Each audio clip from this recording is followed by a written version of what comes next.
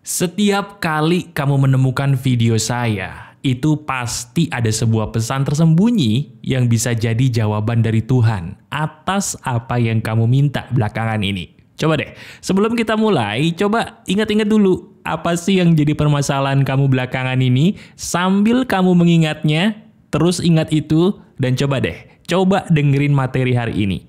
Pas nggak? Ini aneh tapi nyata. Kita bahas.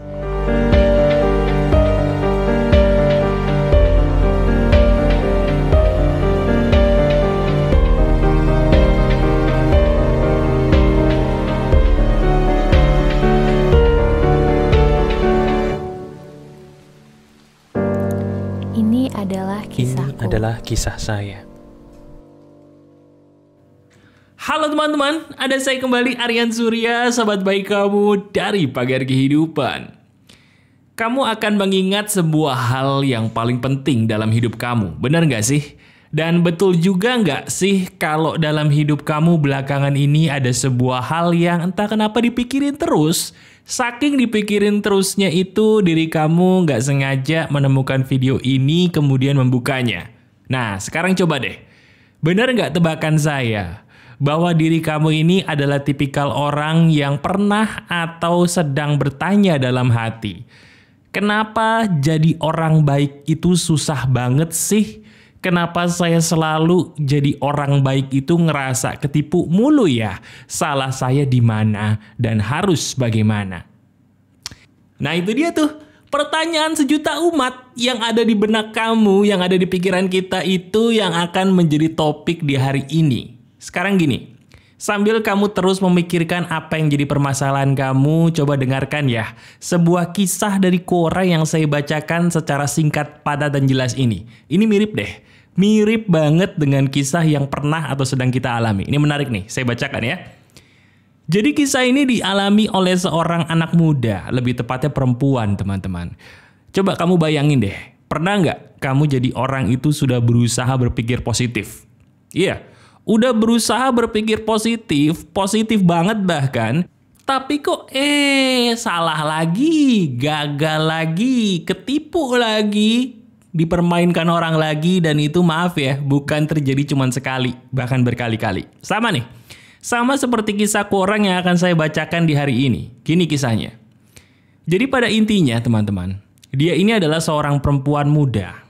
Ya sekitar usianya masih 25 tahun lah ya. Dia menjadi orang yang ingin membanggakan dan membahagiakan orang tuanya. Dia membuka usaha. Dia mungkin pernah ya jadi orang yang punya cita-cita besar ingin memberikan sebuah pengabdian. Bukan hanya kepada keluarganya, tapi kepada tempat di mana dia bekerja, di perusahaan. Jadi orang jujur, jadi orang positif, lurus-lurus aja gitu loh. Tapi entah kenapa, tiba-tiba dia dipersalahkan oleh orang lain atas sebuah perkara yang dia nggak pernah melakukannya. Bener. Difitnah. Pernah nggak sih kamu difitnah sama orang, dituduh macem-macem sama orang padahal kamu tidak pernah melakukan hal itu? Nah, ini dia. Ini yang dialami oleh si perempuan ini. Sampai pada suatu titik, dia nggak percaya lagi bahwa Tuhan itu adil. Dia nggak percaya lagi bahwa apa yang dia pikirkan dan dia lakukan itu sudah seharusnya dia lakukan. Akibatnya apa? Dia banting setir. Dia sekarang sudah mulai minum minuman keras. Dia merasa bahwa percuma saya jadi orang baik. Karena jadi orang baik itu ternyata tidak segampang yang dipikirkan. Bahkan celakanya teman-teman, bukan hanya dia dituduh melakukan sesuatu hal yang tidak dia lakukan di kantornya gitu ya. Dalam percintaan pun dia sedang sial-sialnya nih. Dia mengalami sebuah hal yang namanya diselingkuhin. Padahal dia selama ini sudah capek loh jadi orang setia. Nampaknya nih banyak yang suka juga sama nih cewek. Tapi cewek ini menolak semua cowok-cowok yang godain demi pacarnya yang ada di sampingnya ini. Udah jadi orang baik tuh ya. Tapi entah kenapa kok malah diselingkuhin, dikhianati, dan udah deh. Kayaknya nggak ada alasan lagi ya untuk jadi orang baik. Dia banting setir, akhirnya berubah menjadi orang yang dalam tanda kutip tidak baik lagi. Coba kamu jujur sama saya. Pernah atau tidak kamu dalam posisi ini, udah punya niat pengen jadi orang baik, tapi entah kenapa kebaikan kamu kok sepertinya tidak memberikan sesuatu yang kamu tuh harapkan gitu loh. Katanya jadi orang baik itu berkah. Mana gitu kan? Katanya berkah kok, tapi saya malah sial terus nih.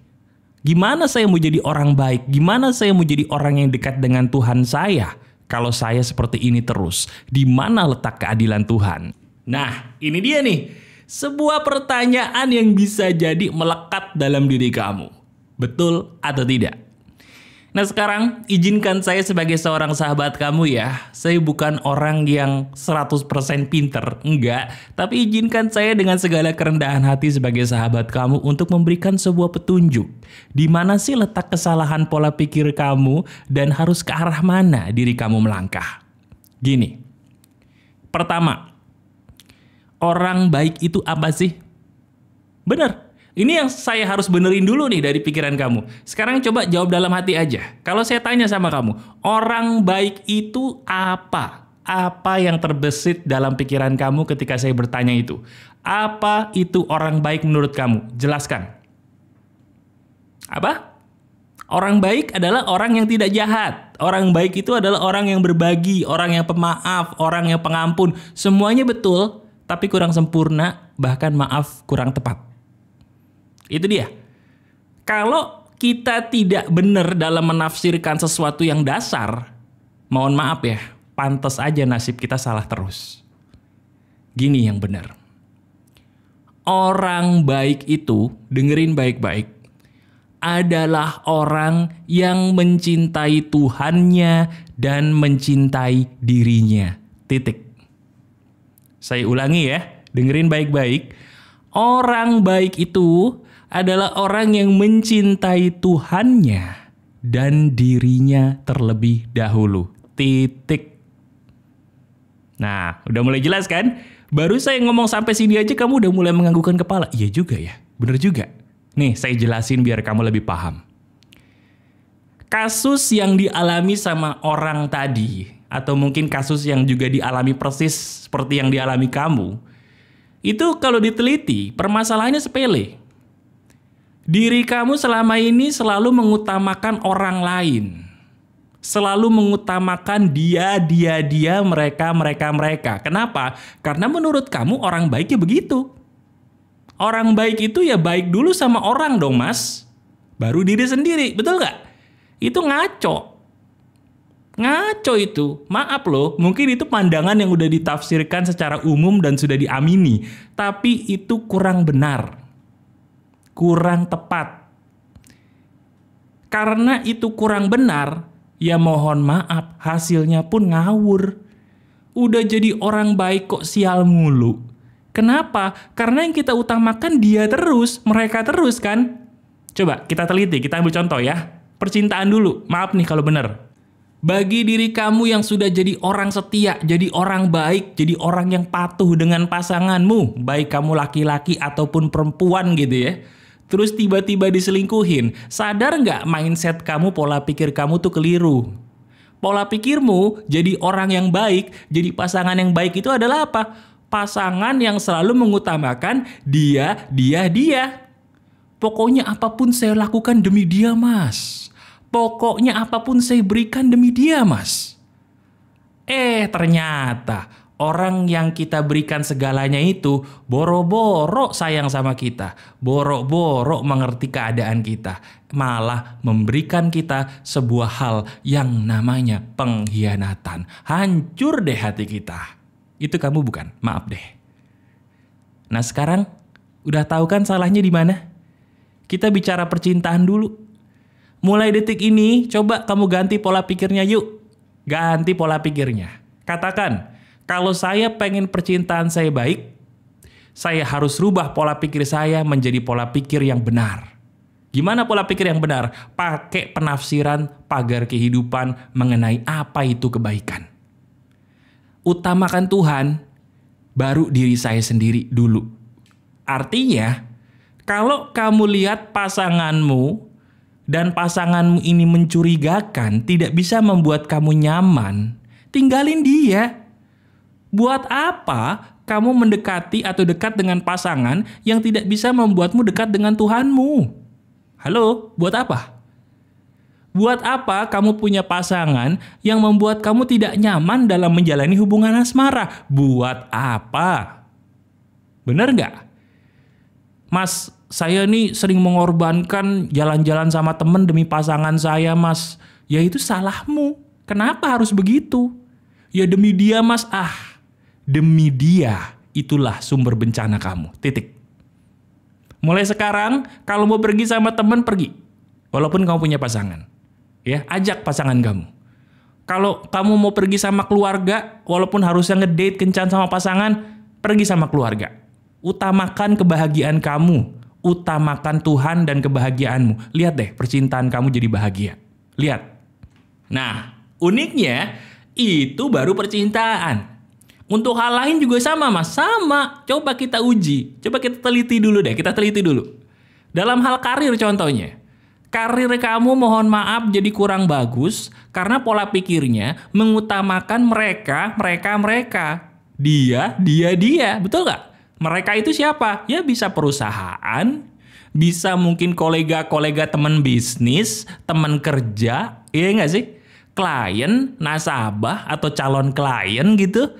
Demi dia aku rela tidak tidur, Mas. Demi ketemu klien, Mas, saya rela mengorbankan jalan-jalan sama keluarga saya, Mas. Demi skripsi, Mas, saya rela mengorbankan kesehatan saya, bahkan maaf ibadah saya, Mas. Demi orang yang menggaji saya, Mas, saya rela diperlakukan tidak adil untuk sementara. Tidak dikasih uang lembur, saya terima. Tidak dikasih jatah waktu istirahat, waktu cuti yang sebagaimana mestinya saya dapatkan, saya rela, Mas. Demi apa? Demi dia yang memberikan saya gaji. Betul atau betul? Udah, gak usah merasa malu. Saya pun pernah kok di posisi kamu. Bener, sama kita. Terus saya harus ngapain, Mas? Pakai pola pikir yang baru kita pelajari di hari ini, di video ini loh. Ya, pola pikirnya gimana? Utamakan Tuhan, utamakan setelah Tuhan siapa? Diri kita sendiri, diri kamu sendiri, titik. Artinya apa? Waktunya tidur ya tidur. Waktunya pulang ya pulang, waktunya ibadah ya ibadah, waktunya kamu bersama keluarga ya bersama keluarga dong. Ya Mas, tapi nanti saya kehilangan pekerjaan saya. Hei, coba renungkan. Apakah kita capek-capek sekolah bertahun-tahun kemarin hanya untuk jadi budak orang lain? Katanya kita merdeka, udah merdeka belum? Halo, sekarang saya punya pertanyaan yang tegas buat kamu. Diri kamu sudah merdeka atau belum? Jawab dengan tegas. Sudah merdeka belum? Kalau sudah merdeka, kenapa kamu membiarkan orang lain mengendalikanmu? Mana buktinya kamu merdeka? Ingat perkataan saya, orang baik itu mengutamakan siapa nomor satu? Tuhan dulu. Kamu bisa kehilangan pekerjaan, tapi kalau Tuhanmu sudah meridhoi kamu dapat pekerjaan baru, siapa yang bisa menghalanginya? Benar apa enggak? Kamu bisa kehilangan pasangan yang kamu sayang, yang katanya baik itu loh, tapi baiknya tanda kutip ya. Tapi kalau Tuhan menghendaki kamu dapat pasangan yang 10 kali lebih baik dari mantanmu, siapa yang bisa mencegahnya? Kenapa kita takut sama manusia, sementara kita lupa bahwa setiap manusia sesempurna apapun diciptakan Tuhan juga kok, dan akhirnya kembali juga ke tanah kuburan. Bener gak sih? Halo? Udah sadar? Udah ketampar? Nah itu maksud saya. Jelas ya? Nah sekarang, dari video yang sangat menampar kamu ini, saya ingin kamu merenungi deh. Coba, tonton video ini berulang kali dan resapi perkataan saya dari depan tadi. Kemudian kamu tanyakan, bukankah apa yang saya katakan ini sebenarnya yang kamu butuhkan dari dulu? Kemana aja petunjuk-petunjuk seperti ini? Kenapa ini baru hadir sekarang dalam hidup kamu? Petunjuk ini baru hadir ke dalam hidup kamu pun, ini karena waktu yang tepat adalah sekarang. Jadi yuk, tunggu apa lagi? Gak usah nunda-nunda. Jadikan pola pikir baru yang saya ajarkan di video ini sebagai pola pikir baru kamu. Ayo maju lagi. Maju lagi dan katakan dengan tegas, saya memilih untuk bahagia. Jadikan video ini sebagai sahabat kamu ya. Tonton berulang kali dan resapi. Hidup kamu seizin Tuhan, insya Allah akan berubah. Masih ada saya, Aryan Surya, sahabat baik kamu selalu dari Pagar Kehidupan. Tetap keep the spirit, keep sharing, and keep loving. Bye-bye. Ini adalah kisahku. Ini adalah kisah saya.